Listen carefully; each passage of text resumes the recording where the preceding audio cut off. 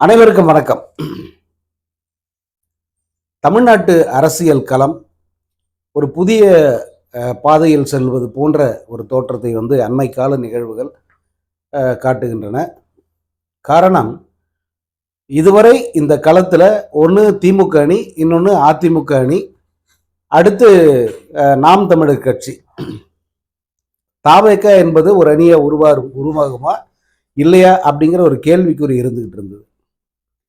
ஆனால் இப்போ அண்மை காலத்தில் நடந்திருக்கிற சில முக்கியமான நிகழ்வுகள் திமுக அணி, அதிமுக அணி, விஜய் ஒரு அணியாக உருவாவதற்கான வாய்ப்பு இருக்கு.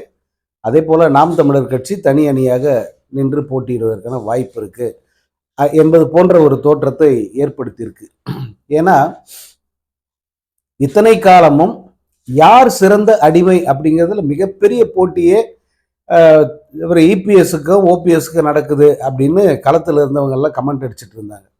அந்த அளவுக்கு இருவரும் மோடிக்கு விசுவாசமாக, பாஜக தலைமைக்கு விசுவாசமாக, ஆர்எஸ்எஸ்க்கு அந்த அளவுக்கு ரொம்ப அடிபணிந்து போய் இருவரும் சேவகம் பண்ணிக்கிட்டு இருந்தாங்க. ஆனா எப்போ தனக்கு உரிய மரியாதை இல்லைன்னு புரிஞ்சுக்கிட்டாரோ அப்போ எனக்கு தன்மானம் முக்கியம்னு சொல்லிட்டு இந்த என்டிஏ அப்படிங்கிற அணியை விட்டு நான் வெளியே வந்துட்டேன் அப்படின்ட்டு ஓ பன்னீர்செல்வம் அறிவிச்சாரு சில வாரங்களுக்கு முன்பு. அதற்கு அடுத்த ஒரு சில நாட்கள்லயே டிடிவி தினகரன் அவரும் கடந்த தேர்தலில் பாஜகவோடு இணைந்து போட்டியிட்டவர். டிடிவி தினகரன் பெரிய அளவுக்கு அந்த கூட்டணியில் நாட்டம் காட்டின மாதிரி தெரியல. அவர் கொஞ்சம் விலகியே இருந்தார். இப்போ என்னடான்னா நேற்று திடீரென நான் அந்த கூட்டணியில் இல்லை அப்படின்னு சொல்லிட்டாரு. அதுக்கு முன்னே அவர் நான் இந்த எந்த அணியில் இருக்கிறேன் என்பதை பற்றி நான் டிசம்பர்ல சொல்றேன்னு சொல்லியிருந்தார். அது வரைக்கும் அவரை தங்கள் கூட்டணியில் இருக்கிற ஒரு கட்சின்னு தான் பாஜகவும் சொல்லிட்டு இருந்தது. ஆனா எடப்பாடி பழனிசாமியோட பிடிவாதத்தால அவர்கள் இந்த பாஜக அதிமுக பங்கேற்கிற எந்த கூட்டத்திலும் ஓபிஎஸ் டிடிவி இவர்களை எல்லாம் அழைக்காமல் புறக்கணிச்சாங்க. ஸோ அதை பெரிய அவமானமாக கருதிய இருவருமே இப்போ அந்த கூட்டணியில் நாங்கள் இல்லை அப்படின்னு வெளிப்படையாக சொல்லிட்டு வெளியே வந்துட்டாங்க. இப்போ எந்த கூட்டணி அப்படிங்கிறத அவங்க சொல்லலை. டைம் இருக்கு, அப்புறமா சொல்றேன் அப்படின்னு சொல்லிட்டாங்க. ஏற்கனவே அந்த கட்சி அந்த கூட்டணியில் ஒரு அங்கமாக இருந்தது தான் தேமுதிக, பிரேமலதா விஜயகாந்த் தலைமையில் இயங்குகிற தேமுதிக. இப்போ அவங்களும் அவங்க முன்னாடியே சொல்லிட்டாங்க, நாங்கள் எந்த அணியிலுமே இல்லை, இப்போதைக்கு நாங்கள் தனியாக தான் இருக்கோம் அப்படின்னு முன்னாடியே சொல்லிட்டாங்க. இப்போ நாளுக்கு நாள் அவருடைய நகர்வு என்பது திமுகவை நோக்கி இருக்கு. இந்த பக்கம் எடப்பாடியை வெளுத்து கட்டிட்டு அந்த பக்கம் முதல்வருக்கு வாழ்த்து சொல்றாங்க. அதுதான் இப்போதைக்கு பிரேமலதா விஜயகாந்தோடைய ஸ்டாண்டு. ஸோ அப்படி பார்த்தீங்கன்னா இப்போதைக்கு என்டிஏ அணி அப்படின்னு சொல்றாங்களே அந்த அதிமுக அணியில் அல்லது அதிமுக தலைமையிலான அந்த அணியில் இப்போது பாஜக மட்டும்தான் இருக்கு. அதுவும் பெரிய கட்சி அப்படின்னு சொல்றதுக்கு இல்லை. ஏன்னா அந்த கட்சியோட உண்மையான வாக்கு வங்கிங்கிறது வாக்கு சதவீதம் 3% தான். 3லிருந்து 3.5%, அதுதான் உண்மையான வாக்கு. ஆனா இவங்க மற்றவர்கள், அதாவது மற்ற கட்சிகளுக்கு, மற்ற தலைவர்களுக்கு, தனிப்பட்ட வேட்பாளர்களுக்கு அவங்க செல்வாக்குக்கு கிடைச்ச எல்லா வாக்குகளையும் சேர்த்து வச்சுக்கிட்டு தங்களுக்கு கிடைத்த வாக்காக சொல்லி ஒரு பொய்யான கணக்கை சொல்லிக்கிட்டு இருக்காங்க. 18% சொல்லிட்டு உண்மையில் அது 18% அல்ல. நீங்க விவரம் தெரிந்த யார்கிட்ட வேணா கேட்டு பாருங்க, அவர்கள் உண்மையை சொல்லுவாங்க. உண்மையான இவர்கள் வாக்கு சதவீதம் அந்த 3% தான். ஸோ அந்த 3% கொண்ட அந்த பாஜக அதிமுக 2 பேர் தான் இப்போதைக்கு அந்த அணியில் இருக்காங்க. இன்னொரு கட்சி இருக்கு, அது பேருக்கு தான் கட்சி. அது ஒரு தனி மனிதருடைய இயக்கம், அவ்வளவுதான். அது தமாக ஜி.கே. வாசன் கட்சி. அது அந்த கட்சி அந்த அணியில தான் இருக்கு. அதற்கு அடுத்து பார்த்தீங்கன்னா புதிய தமிழகம், அவரும் கூட இந்த கூட்டணியில் இருப்பதை இன்னும் உறுதி செய்யலை, பார்க்கலாம் அப்படிங்கிற மாதிரி தான் இருக்காரு. அடுத்து ஜான் பாண்டியன்னு ஒருத்தர், அவருடைய கட்சி ஒன்று இருக்கு. ஸோ இதுதான் அதிமுக கூட்டணியின் உடைய இப்போதைய நிலைப்பாடு. ஸோ திமுக கூட்டணி உங்களுக்கு ஏற்கனவே தெரியும், அவர்கள் இருக்கிற கட்சிகளோடு சேர்த்து புதிதாக தேமுதிகவும் உள்ளே வருவதற்கு வாய்ப்பு இருக்கு. அதே போல ராமதாஸ் தலைமையிலான பாட்டாளி மக்கள் கட்சி இங்க வருவதற்கான அந்த நேரத்தை பார்த்துக்கிட்டு இருக்கு. இது ஒரு சூழல். இந்த பக்கம் பார்த்தீங்கன்னா நாம் தமிழர் கட்சி வழக்கம் போல வந்து அவங்க வேட்பாளரை போட்டுக்கிட்டு இருக்காங்க. அவங்க கூட்டணி பத்தி எல்லாம் பேசுற நிலைமைலாம் இல்லை. அதெல்லாம் கடந்து எப்பயோ வெளியே வந்துட்டாங்க. இப்போ அவர்கள் வேட்பாளர்களை அறிவித்துக் கொண்டிருக்கிறார்கள். சீமான் வந்து ஒவ்வொரு தொகுதியிலும் வேட்பாளரை அறிவிச்சுக்கிட்டு வர்றார். ஏற்கனவே 60 வேட்பாளர்களை அவங்க அறிவிச்சிட்டாங்க. ஸோ அது ஒரு அணி, 3வது அணி அது. இப்போ 4வதாக ஒரு அணியாக அமைந்தா யாரெல்லாம் இருப்பாங்கன்னு பார்த்தா விஜய், அவருடைய தாவைக்கா, அதுக்கடுத்து ஓ பன்னீர்செல்வம் தலைமையிலான அதிமுக, அடுத்து டிடிவி தினகரன் தலைமையிலான அமமுக, இவர்கள் விஜயோடு சேர்வதற்கு வாய்ப்பு இருக்கு அப்படின்னு இப்போதைக்கு சொல்றாங்க. ஏன்னா இவங்க எல்லாம் வெளியே வந்துட்டாங்க, யார் கூட சேர போறன்னு சொல்லாம இருக்காங்க. அப்போ வாய்ப்பு இருக்கிற ஒரே இடம் எங்க? விஜயோட கட்சி தான். ஏன்னா அவர் தான் வந்து கதவை திறந்து வச்சுட்டு யார் வேணுனாலும் வரலாம், வாங்க வாங்க வாங்கன்னு அவரு கூவாத 2 மாநாட்டில் கூவிட்டார். அதனால அந்த அணிக்கு போவதற்கான வாய்ப்பு இருக்கு அப்படின்னு சொல்றாங்க. ஆனால் அது எந்த அளவுக்கு சரியா வரும், அல்லது இவர்கள் எந்த அளவுக்கு அந்த அணியில் அக்காமடேட் ஆவாங்க அப்படிங்கிற ஒரு கேள்வி ஒன்று இருக்கு. ஏன்னா டிடிவி தினகரன் வந்து ஒரு பவர்ஃபுல்லான அரசியல் சென்டரா இருந்தவர் அதிமுகவில். எடப்பாடி பழனிசாமியையே முதல்வராக்கினவர் யாருன்னா டிடிவி தினகரன் தான். சசிகலா, டிடிவி தினகரன், இந்த இருவரும் தான் எடப்பாடி பழனிசாமி அப்படின்ற யாருக்குமே தெரியாமல் இருந்த ஒரு நபரை எடுத்துட்டு வந்து முதல்வர் பதவியில் உட்கார வச்சது எல்லாமே வந்து அவங்க தான். அதுக்கான செலவு, ஏற்பாடு எல்லாமே வந்து அந்த இருவரும் தான். ஆனால் எடப்பாடி பழனிசாமி நமக்கு தனக்கு வசதியாக இடம் கிடைச்ச உடனே முதல் வேலையாக அவங்கள கட்சி விட்டு துரத்திட்டாரு. அவர்களை திரும்ப எந்த காலத்திலும் சேர்க்கக்கூடாதுங்கிறது உறுதியாக இருக்காரு. ஏன்னா அவங்க உள்ளே வந்தாங்கன்னா இவருக்கு அது கந்தலாகி போயிடும். அதனால ஸோ அப்படிப்பட்ட பவர் சென்டராக இருந்தவங்க. அதே போல் ஓபிஎஸ் வந்து தமிழ்நாட்டினுடைய முதல்வராக 4 முறை இருந்திருக்கார். அவர் பதவிக்காலம் கொஞ்சம் காலம்தான் அப்படின்னா கூட முதலமைச்சராக இருந்தவர் அவர். ஸோ அப்படி ஒரு பர்சனாலிட்டி டிடிவி தினகரன். இந்த இருவரும் நேத்து கட்சி ஆரம்பித்து இன்னைக்கு களத்துக்கு வந்திருக்கிற விஜயை தலைவராக ஏற்றுக்கொண்டு, அவரை முதல்வர் வேட்பாளராக ஏற்றுக்கொண்டு, அவர் முதல்வராக உட்காருவதற்கான வேலைகளை இவங்க செய்வாங்களா அப்படிங்கிற கேள்வியை அரசியல் களம் புரிந்து அத்தனை பேரும் வந்து எழுப்புறாங்க. அதற்கான விடை வந்து இன்னும் சில நாட்களில் தெரிய வந்துடும். ஏன்னா இப்போ எந்த அணியிலும் இல்லாமல் தனித்து நிற்கிறோம் அப்படின்னு சொல்லி இருக்கிற இவங்கெல்லாம் வந்து அமைதியாத்தான் இருக்காங்க. இன்னும் யாரும் வந்து யாருடைய அணிக்கும் வந்து செல்கிற அந்த இசைவை வந்து அவங்க தெரிவிக்கல இப்போ வரைக்கும். இப்போ ஓபிஎஸ் பார்த்தீங்கன்னா அவர் முதல்வரை சந்தித்தவர் அதோட நிப்பாட்டிட்டார். அவர் தொடர்ச்சியாக முதல்வருக்கு வந்து அவருக்கு சாதகமாக பேசுறதெல்லாம் நிப்பாட்டிட்டார். அதே போல அமமுக எப்பயும் போல வந்து அவர் குறை சொல்லிக்கிட்டு தான் இருக்காரு. வேற யார் களத்தில் இருக்காங்க அந்த பக்கம் விஜய் கூட சேருவதற்குன்னா இப்போ இன்னும் ஒரு ஆப்ஷன் வந்து அன்புமணி ராமதாஸ் தலைமையிலான பாமக. ஏன்னா இப்போ ரெண்டா பிரிஞ்சுதான் இருக்கு. இப்போ அன்புமணியை ஒரு வேளை நீக்கினா அவர் தனி கட்சியாக வந்து செயல்படுவதற்கு வாய்ப்பு இருக்கு. அப்படிங்கிறதுனால இப்போ இதுதான் நிலைமை. ஒருவேளை இப்போ அவரும் வந்து சேர்ந்து விஜய் அணியோட சேர்ந்தாங்கன்னா இந்த தடைகளை எல்லாம் தாண்டி அது ஒரு 4வது அணியாக களத்தில் நிற்கும். இல்லைன்னா விஜய் மட்டும் தனியானா விஜய் இது ஒரு கட்சியா தனியா களத்தில் இருக்கும். இந்த பக்கம் ஓபிஎஸ், டிடிவி, அன்புமணி, இன்னும் இருக்கிற சில கட்சிகள்லாம் சேர்ந்து ஒரு தனி அணி அமைப்பதற்கும் வாய்ப்பு இருக்கு.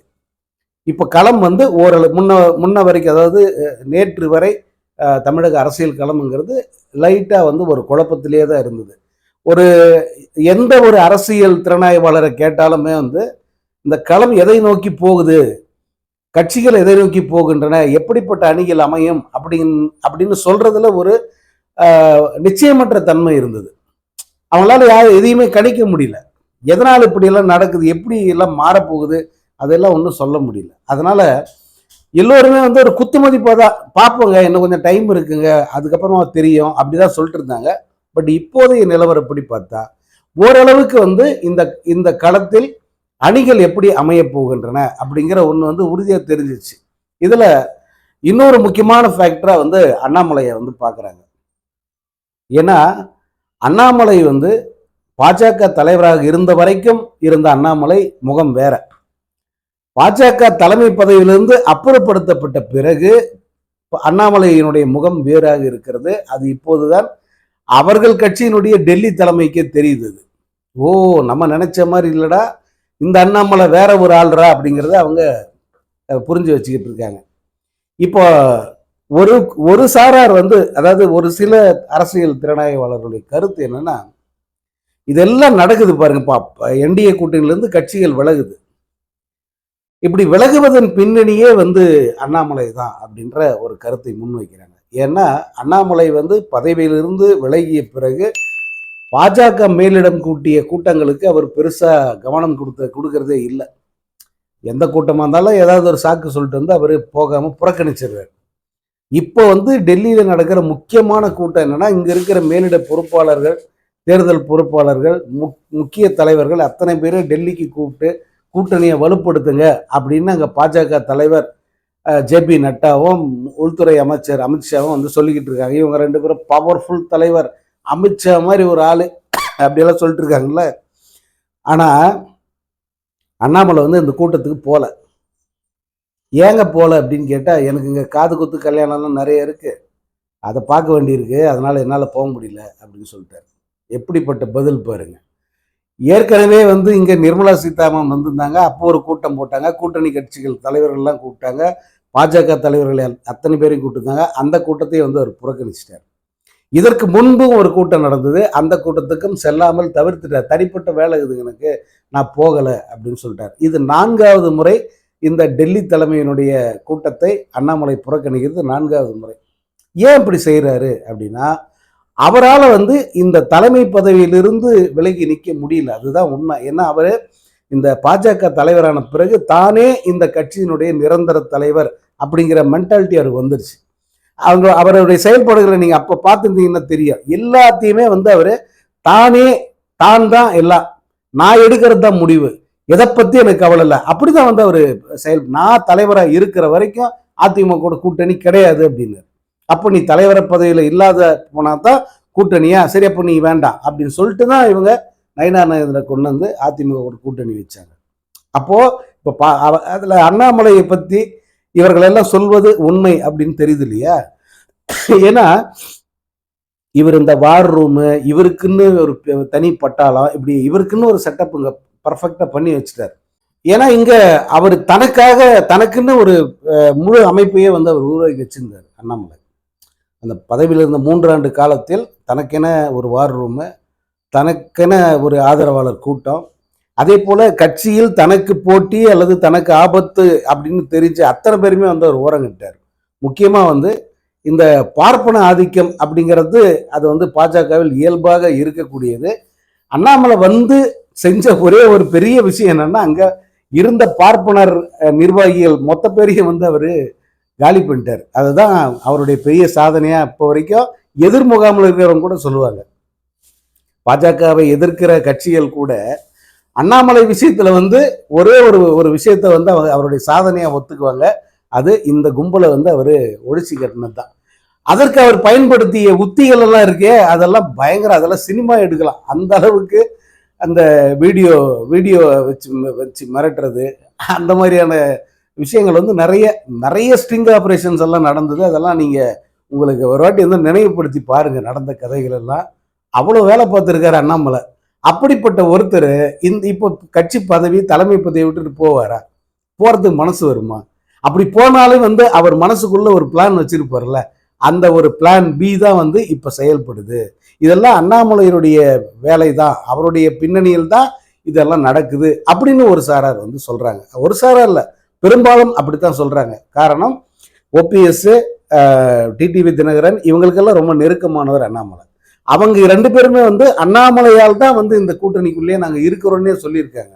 அண்ணாமலை எங்களுக்கு ரொம்ப கம்ஃபர்டபுளானவர், அவர் உடன் இருந்தால் எல்லா பிரச்சனையும் ஈஸியா சால்வ் பண்ண முடியுதுன்ற மாதிரி மனநிலை கொண்டவர்கள் தான் இவங்கெல்லாம். இப்போ இவங்கெல்லாம் வெளியே வந்திருக்காங்க. அண்ணாமலை மனதளவில் கட்சியை விட்டு வெளியே தான் இருக்காரு. அதுக்கடுத்து இன்னும் மற்ற ஆட்களை எல்லாம் ஒன்று திரட்டி விஜய் தலைமையில் ஒரு கூட்டணி, அல்லது நம்ம ரவீந்திரன் துரைசாமி சார் அடிக்கடி சொல்ற மாதிரி சீமானை முதல்வர் வேட்பாளராக அறிவிச்சுட்டு அவர் தலைமையில ஒரு கூட்டணி, இப்படி ஏதாவது ஒரு அதிரடியா ஒரு விஷயம் வந்து நடப்பதற்கு வாய்ப்பு இருக்கு அப்படிங்கிறது தான் இப்போ இவர்களுடைய கணிப்பு. இப்போ தேர்தல் களத்துல திமுக ஒரு அணி அது ஸ்ட்ராங்கா நிக்குது, அதிமுக பாஜக ஒரு அணியா நிக்குது. இப்போ மற்ற கட்சிகளை வைத்து பேசப்படுகிற அந்த வியூகங்கள்ன்றது இதுதான். ஒண்ணு விஜய் தனியா போனோம், சீமான் தனியா போனோம், மற்றவங்க எல்லாம் ஒன்னா நிக்கணும். அப்படி இல்லைன்னா அண்ணாமலையுடைய ஒரு அந்த சூத்திரம், அவர்களுடைய அந்த வியூகத்துல இந்த கட்சிகள் பிரிஞ்சு போயிருக்கிற எல்லா கட்சிகளும் சீமான் தலைமையில ஒரு அணியாக நின்று தேர்தலை சந்திக்க வாய்ப்பு இருக்கு. அது கணிசமான பாதிப்பை திமுக கூட்டணிக்கு, அதிமுக கூட்டணிக்கு, ஏன் விஜய்க்கு எல்லாருக்குமே ஏற்படுத்த வாய்ப்பு இருக்கு அப்படின்னு சீமானுக்கு முக்கியத்துவத்தை வந்து இங்க அதிகரிக்கிறாங்க. ஒண்ணு இல்லைன்னா விஜய் தலைமையிலான ஒரு கூட்டணி, அந்த கூட்டணியில் இவர்கள் எல்லாம் போயிட்டு ஐக்கியமாகி அது ஒரு பெரிய அணியாக உருவாவதற்கு வாய்ப்பு இருக்கு அப்படின்னு சொல்றாங்க. இதுதான் கள நிலவரம். நம்ம வந்து எந்த கூட்டணி நல்லா வந்திருக்கு, எந்த கூட்டணி நல்லா பர்ஃபார்ம் பண்ண போது அப்படின்லாம் சொல்லலை. இப்போ களத்தில் வந்து அவங்களுடைய பொசிஷனிங் நடந்துகிட்டு இருக்கு. திமுக பொசிஷனுங்கிறது ஸ்ட்ராங்கா அப்படியே நிற்கிது. மற்றவர்கள் தங்களுடைய இடம் எது அப்படிங்கிறத வந்து உறுதி செய்து கொள்ளும் அந்த முனைப்பில் வந்து இருக்காங்க. அது வந்து இன்னும் வருகிற காலங்களில், இன்னும் ஒரு வாரம் அல்லது அடுத்த மாதத்துக்குள்ள வந்து கிட்டத்தட்ட இது எதை நோக்கி போகும் அப்படிங்கிறது வந்து முழுசா தெரிஞ்சிடும். ஆனா இப்பயே வந்து ஓரளவு அந்த பாதை என்னங்கிறது தெரிய ஆரம்பிச்சு.